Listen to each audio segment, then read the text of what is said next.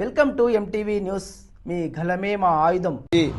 అంటే రేవంత్ రెడ్డి గారు మీరు ఏం సంకేతం ఇస్తా ఉన్నారు తెలంగాణ పోలీసులకు, తెలంగాణ ప్రజలకు? అంటే నేను ఎట్లయితే తిడుతున్నానో మీరు కూడా పోలీసు వాళ్ళని అట్లనే తిట్టండి, మీరు కూడా అట్లనే తిట్టండి పోలీసు వాళ్ళని మీరు సంకేతం ఇస్తున్నారు. మిమ్మల్ని చూసుకొనే మీ మంత్రులు, మీ ఎమ్మెల్యేలు అందరు కూడా ఇవాళ పోలీసు వాళ్ళని తిడతా ఉన్నారు, ప్రభుత్వ అధికారులను తిడతా ఉన్నారు. లేకపోతే ఏం భాష అంటది?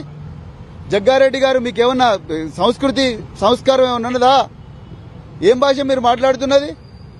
ఇప్పటి వరకు కూడా జగ్గారెడ్డిని ఎందుకు ఇంతవరకు పోలీసు వాళ్ళు అరెస్ట్ చేయలేదు? డీజీపీ గారిని అడుగుతా ఉన్నా, హోమ్ మినిస్టర్ని అడిగే పరిస్థితి లేదు. ఎందుకంటే హోమ్ మినిస్టరే ఇవాళ ఇవన్నీ నేర్పిస్తున్నాడు వాళ్ళ మంత్రులకు.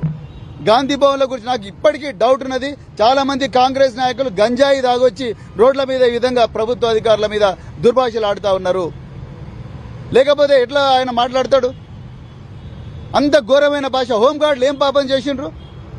వాళ్ళు రెక్కాడితే డొక్కాడని కుటుంబాల నుంచి వచ్చి ఉంటారు. అరకొర జీతాలతోని రాత్రింబవళ్ళు పనిచేస్తూ ఉంటారు. మీరు మీ అయ్యవ్వకు పుట్టినోళ్ళు అయితే మీరు ఇట్లా చేస్తారా? మీ సంగతి చూస్తా బిడ్డ, మీరు ఎట్లా ఉద్యోగం చేస్తారో అని ఒక ఎక్స్ఎమ్మెల్యే మాట్లాడితే, టీపీసీసీ వర్కింగ్ ప్రెసిడెంట్ మాట్లాడితే ప్రజలు ఎవరికి చెప్పుకోవాలి? పోలీసు వాళ్ళు ఎందుకు జగ్గారెడ్డిని ఇప్పటి వరకు జైలు పడేయలేదు? ఎందుకు ఆయన మీద పీడీ యాక్ట్ పెట్టలేదు? మరిన్ని తాజా వార్తలకై మా ఎంటీవీ న్యూస్ ఛానల్ను సబ్స్క్రైబ్ చేసుకోండి. మీ మహేష్. ఎంటీవీ న్యూస్, మీ గలమే మా ఆయుధం.